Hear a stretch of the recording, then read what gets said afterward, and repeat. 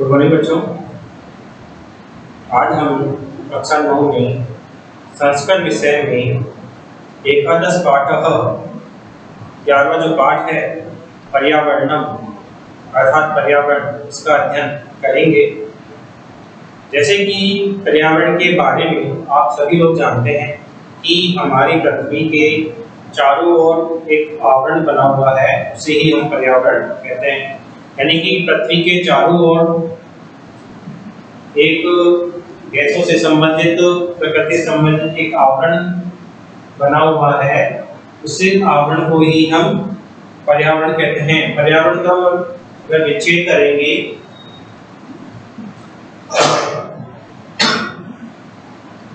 तो बनेगा परि प्लस आवरण, आवरण अर्थात पर्यावरण।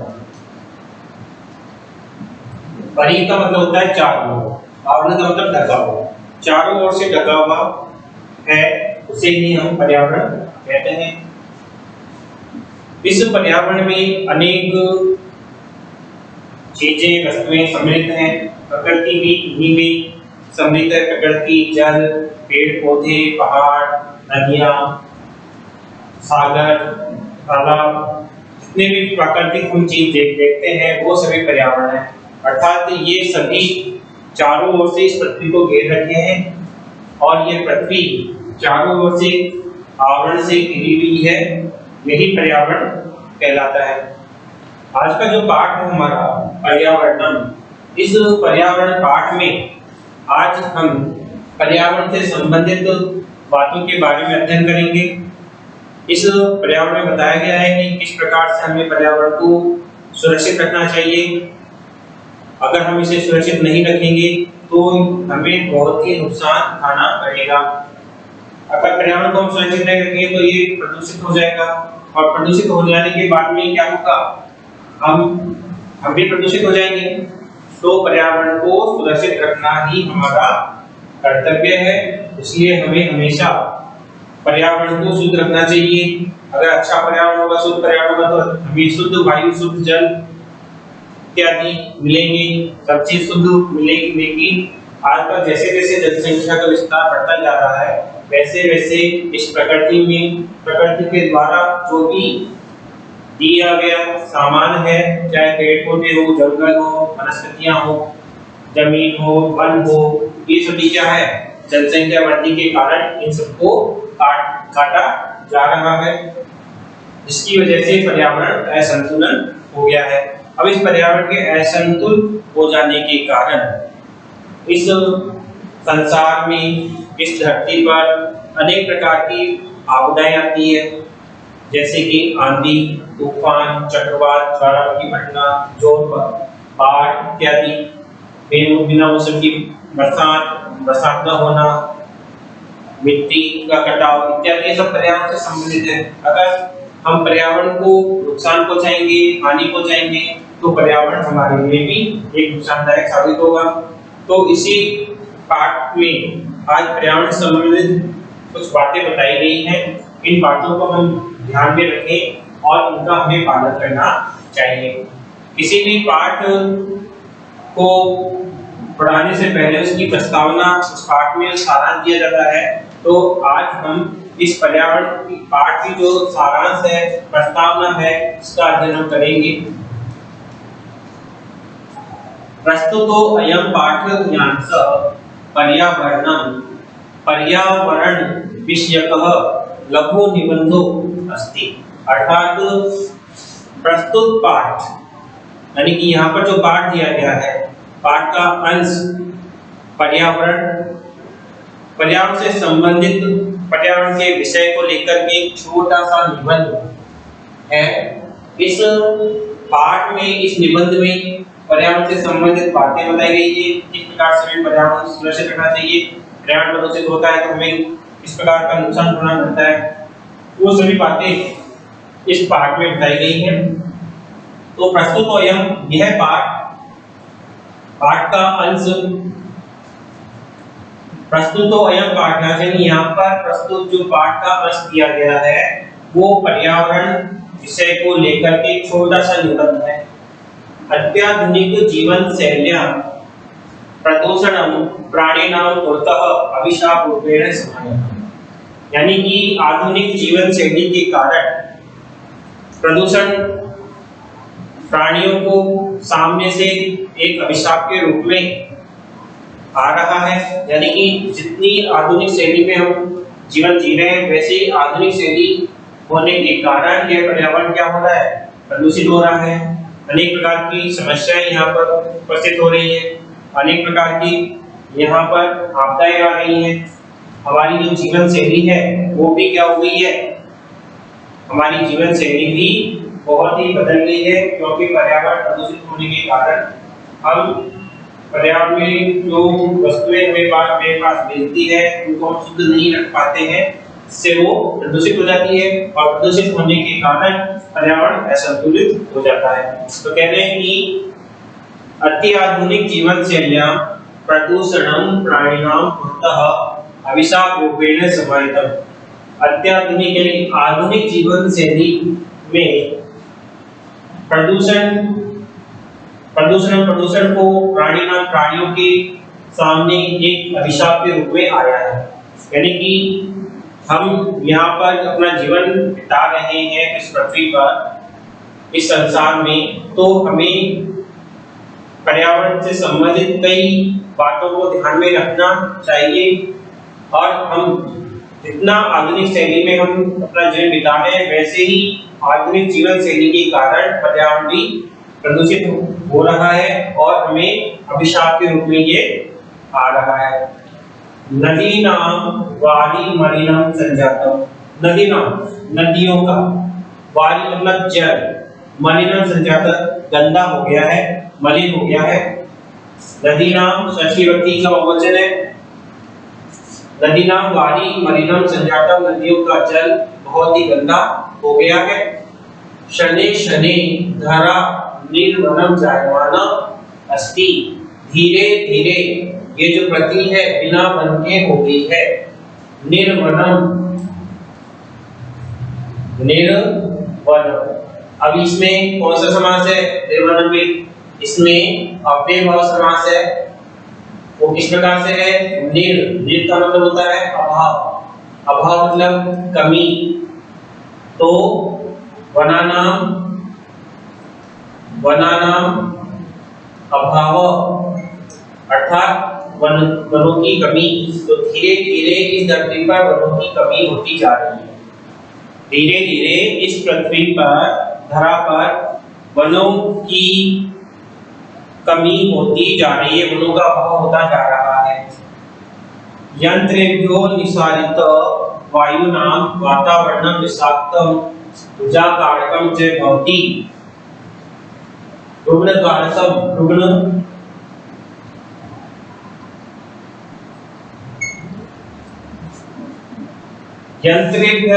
यंत्रों से निसारित वायु, निकलने वायु के द्वारा वातावरण विषाक्त और रुग्ण कारक हो गया है। यानी कि यहाँ पर मशीनों के प्रभाव के कारण अनेक कारखाने यंत्र चल रहे हैं, उद्योग धंधे चल रहे हैं। उन उद्योग धंधों में अनेक प्रकार की मशीनें और अपशिष्ट पदार्थ निकलते हैं। अपशिष्ट पदार्थों के कारण यहाँ की वायु भी और वातावरण भी क्या हो गया? विषाक्त हो गया है, विषैला हो गया है और रुग्ण कारक के रोग को उत्पन्न करने वाला हो रहा है। वृक्षांभावात् प्रदूषण कारकांच ते अस्माकं सर्वेषां जीवनं स्थातुं नैव शक्यते। वृक्षाभावात्, वृक्ष प्लस अभावात्, यहाँ हम इसका संक्षिप्त करेंगे। वृक्ष प्लस अभावात्, वृक्ष यानी वृक्ष, अभाव यानी कमी। वृक्षों की कमी से प्रदूषण कारक और प्रदूषण के कारण बहुत सारे पशु पक्षियों का जीवन ही संकटापन्नं दृश्यते। संकट से आपन हो गया है, संकट से ग्रस्त दिखाई दे रहा है। अर्थात वृक्षाभावात् अर्थात वृक्षों की कमी से और प्रदूषण के कारण बहुत सारे पशु पक्षियों का जीवन भी संकट से ग्रस्त दिखाई हमें दे रहा है। यानी कि बहुत सारे हमारी इस भारत देश में, इस संसार में बहुत सारे ऐसे पशु पक्षी थे जो वर्तमान समय में हमें नहीं दिखाई दे रहे हैं, अर्थात वो क्या हो गए, उनकी कमी हो गई है। वो किसके कारण हुए? इस प्रदूषण के कारण। बहुत सारे ऐसे पशु पक्षी हैं वो विलुप्त हो चुके हैं, वो भी किसके कारण? इस प्रदूषण के कारण हुए हैं। जिस प्रकार हम प्रदूषण को प्रकृति को हानि पहुंचा रहे हैं, प्रकृति में प्रदूषण बढ़ता जा रहा है, पर्यावरण में प्रदूषण होता जा रहा है, उसके कारण बहुत सारे ऐसे पशु पक्षी हैं जो विलुप्त हो चुके हैं, जिनके बारे में हमें कोई जानकारी प्राप्त नहीं होती है। आने वाली जो हमारी पीढ़ी है उनको भी हम ये कैसे बता सकते हैं कि हमारे पिछले समय में ये सभी पक्षी विद्यमान थे, लेकिन आज वनों की कमी के कारण, वृक्षों के अभाव होने के कारण ये सभी पशु पक्षी का जीवन संकट से ग्रस्त दिखाई दे रहा है। वनस्पतीनां अभावं दशायां न केवलं वन्यप्राणिनां अपितु ते अस्माकं समेषां जीवनं स्थातुं नैव शक्यते। वनस्पतियों के अभाव दशायां, अभाव कमी की स्थिति में न केवल वन्य प्राणी बल्कि वे सभी हमारे हमेशा में हमारे समान ही जीवन स्थापित नहीं कर सकते हैं। जिस प्रकार से वनस्पतियों की कमी हो गई है, वनस्पतियों का अभाव हो गया है, उस स्थिति में वन के जो प्राणी हैं वे भी हमारे समान जीवन स्थापित नहीं कर सकते हैं। अगर जंगल ही नहीं होंगे, वनस्पतियां नहीं होंगी, तो वन्य प्राणी कहां से आएंगे? तो ये सब किसकी वजह से हो रहा है? पर्यावरण प्रदूषण के कारण हो रहा है। इसकी वजह से वनस्पतियों की कमी हो गई है, प्रदूषण के कारण बहुत सारे वृक्षों का अभाव हो गया है, वृक्षों की कमी हो गई है। इस वजह से हम अपने जीवन को स्थायी रूप से नहीं रख सकते हैं। पादुका अस्मभ्यं न केवलं शुद्ध वायु एव यच्छन्ति अपितु ते अस्माकं कृते जीवने उपयोगाय पत्राणि पुष्पाणि फलानि काष्ठानि औषधीन् छाया च वितरन्ति। अर्थात पादुका अस्मभ्यं, पादुक पौधे अस्मभ्यं हमें न केवल शुद्ध वायु ही देते हैं, अपितु वे सभी हमें हमारे लिए जीवन में उपयोग के लिए पत्ते, फूल, फल, लकड़ियां, औषधियां और छाया भी बांटते हैं। पौधे हमें न केवल शुद्ध वायु ही देते हैं, बल्कि वे सभी हमारे जीवन के लिए उपयोगी पत्तों, फूलों, फलानी, फल, लकड़ियां, औषधि और छाया भी हमें देते हैं। अस्मात् हेतु अस्माकं कर्तव्य अस्ति यत् वयं वृक्षारोपणं, तेषां संरक्षणं, जल शुचिताकरणं, ऊर्जाया संरक्षणं, उद्यान तडागादीनां चिंतापूर्वकं पर्यावरण संरक्षणार्थं प्रयत्नं कुर्यामः। अर्थात अस्मात् हेतु हमारे कारण, हमारे कर्तव्य है कि अस्मात् करते हमारा कर्तव्य है कि उनके लिए हमारा ये कर्तव्य है कि हम सब वृक्षारोपण करें और उनकी संरक्षा करें, यानी कि हम सब पेड़ों को लगाएं और उनकी सुरक्षा करें। जल शुचिताकरणं, जल को शुद्ध करें, ऊर्जाया संरक्षणं, ऊर्जा का संरक्षण करें, उद्यान तडागादीनां चिंतापूर्वकं पर्यावरण संरक्षणार्थं प्रयत्नं कुर्यामः। बगीचे, तालाब इत्यादि को शुद्धता पूर्वक पर्यावरण संरक्षण के लिए प्रयत्न करें।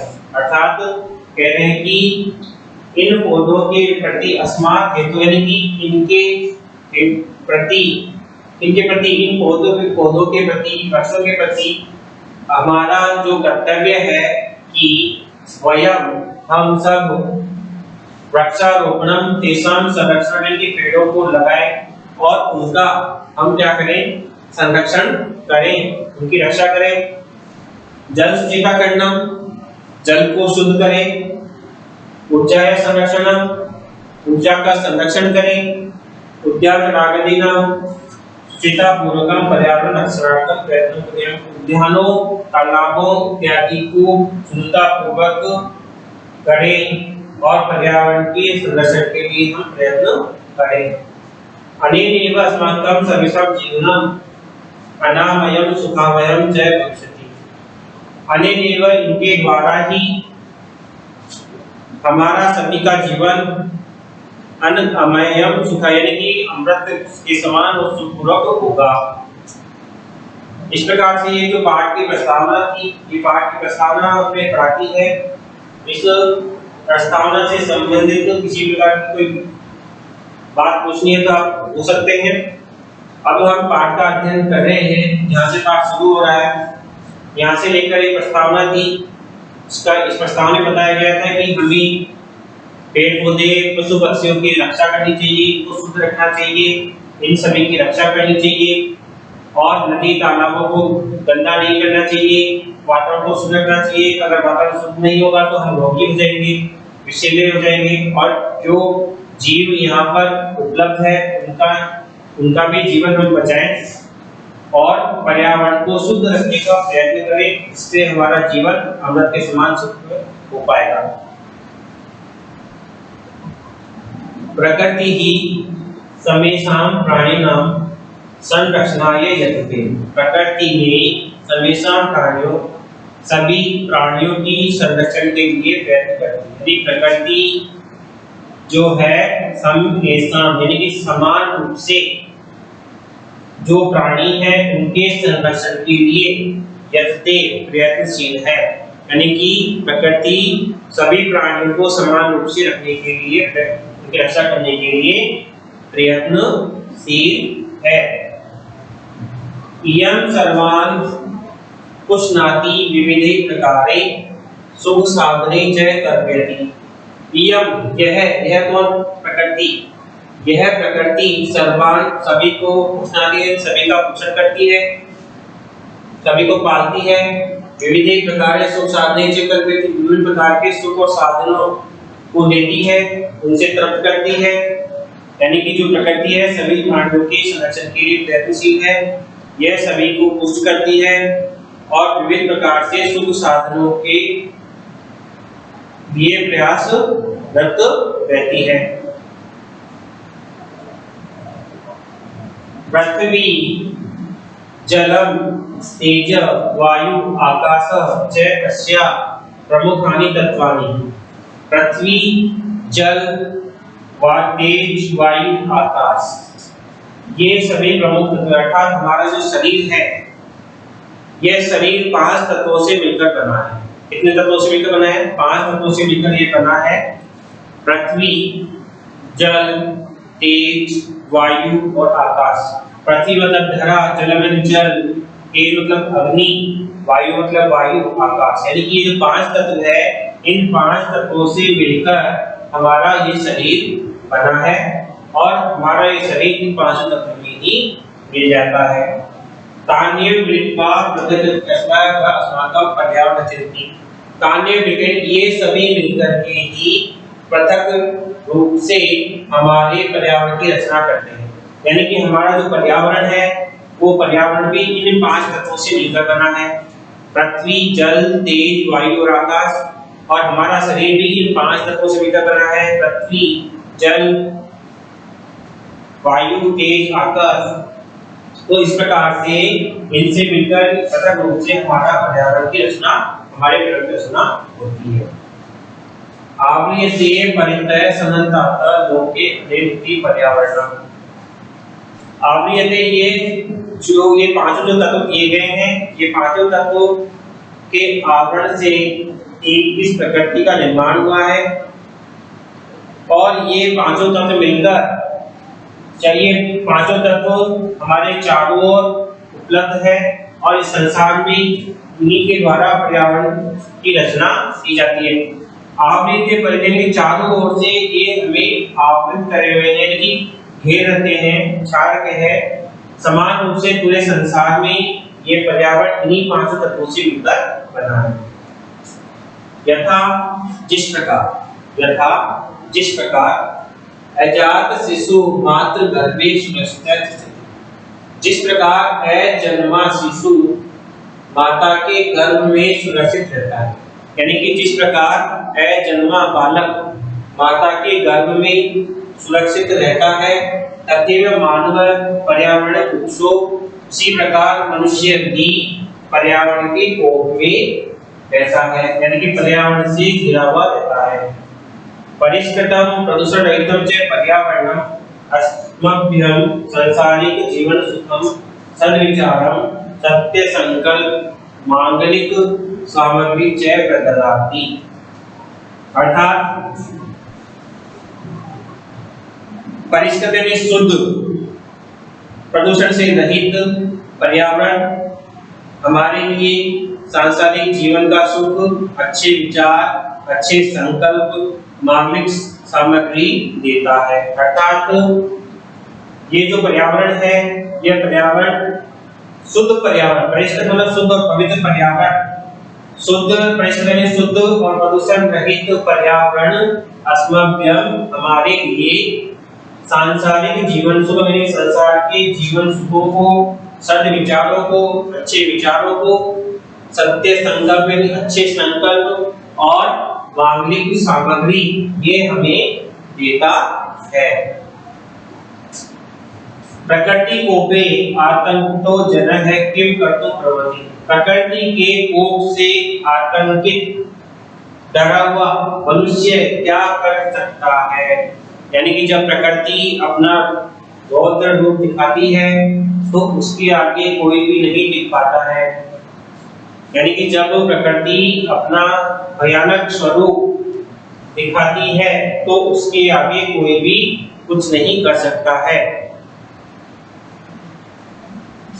जल प्लावने अग्नि भये भूकंपे वात्या चक्रे उल्कापातादिश्च संतप्तस्य मानवस्य क्वयमंडलम।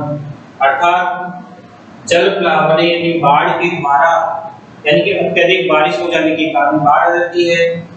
अग्नि भय यानी कि अग्निकांड हो जाते हैं, यानी जंगलों में पेड़ पौधे स्वयं ही जलने लग जाते हैं गर्मी की वजह से, उससे पूरा जंगल नष्ट हो जाता है। और बरसात की वजह से बहुत तेज बारिश हो जाने के कारण इस पर्यावरण में यानी कि जमीन पर धरा पर बाढ़ की स्थिति उत्पन्न हो जाती है। भूकंप के द्वारा, वात्या चक्रे यानी कि तूफान और आंधी के द्वारा, यानी कि तूफान और आंधी के द्वारा, वात्या मतलब आंधी और चक्र मतलब चक्रवात, तूफान और आंधी के द्वारा उल्कापिंडों से यानी कि उल्कापिंडों का गिरना, इन सब से घिरा हुआ मनुष्य कहाँ है मंगल, यानी कि इन सब की ये सब प्राकृतिक आपदाएं निरंतर आती रहती हैं और आगे भी आती रहेंगी। जब तक हम इस पर्यावरण को सुरक्षित और प्रदूषण रहित नहीं कर देंगे तब तक ये जो विपदाएं हैं, भूकंप, जलप्लावन, अग्निकांड, वावंडर, आंधी, उल्कापिंडों का गिरना, इन सभी से संतप्त, इन सबसे सताए हुआ मनुष्य का कहाँ मंगल है। तो ये सब हमारे लिए सोचनीय बात है कि हमें पर्यावरण की सुरक्षा करनी चाहिए, पर्यावरण की रक्षा करनी चाहिए। अगर हम इस पर्यावरण की रक्षा नहीं करेंगे तो हमें इन्हीं प्रकार ऐसे प्रकार की कई विपदाएं, हमें इन विपदाओं से सामना करना पड़ेगा। तो आज का ये जो पाठ था, कुछ अंश, इस पाठ का कुछ अंश मैंने आपको पढ़ाया है। फर्स्ट इससे संबंधित कुछ आपको पूछना है तो आप मुझसे संपर्क कर सकते हैं। एक बार वापस हम इसको रिपीट कर देते हैं। प्रस्तुत अयं पाठ्यांश पर्यावरणम, पर्यावरण विषय के लघु निबंधो अस्ति। यहाँ पर प्रस्तुत पाठ का अंश पर्यावरण विषय पर लघु निबंध है, यानी कि यहाँ पर जो आपके सामने जो पाठ दिया गया है ये पर्यावरण से संबंधित एक छोटा सा निबंध है। अत्याधुनिक जीवन शैलियां प्रदूषणं प्राणिनां पुरतः अभिशाप रूपेण समायातम्। आधुनिक जीवन शैली में प्रदूषण प्राणियों के सामने अभिशाप के रूप में आया है। नदीनां वाणी मलिनं संजातम्, नदियों का पानी मलिन हो गया है, गंदा हो गया है। शनैः शनैः धरा निर्वनं जायमानः, धीरे धीरे ये पृथ्वी पर वनों की कमी होती जा रही है।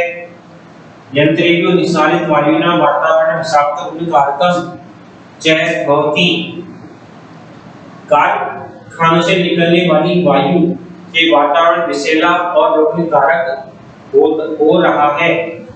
वृक्षाभावात् प्रदूषण कारणं च बहुनां पशुपक्षिणां जीवनं संकटापन्नं दृश्यते। वृक्षों की कमी से और प्रदूषण के कारण बहुत सारे पशु पक्षियों के जीवन संकट से ग्रस्त दिखाई दे रहा है।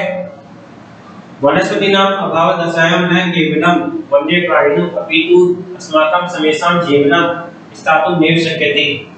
वनस्पतियों की कमी की स्थिति में न केवल वन्य प्राणी ही अपितु हम सभी का जीवन स्थायी रूप से नहीं रुक सकता है। पादपात्मकं न केवलं शुद्ध वायुं यच्छन्ति अपितु ते अस्माकं कृते जीवन उपयोगाय पत्राणि पुष्पाणि फलानि काष्ठानि और छायां च यच्छन्ति।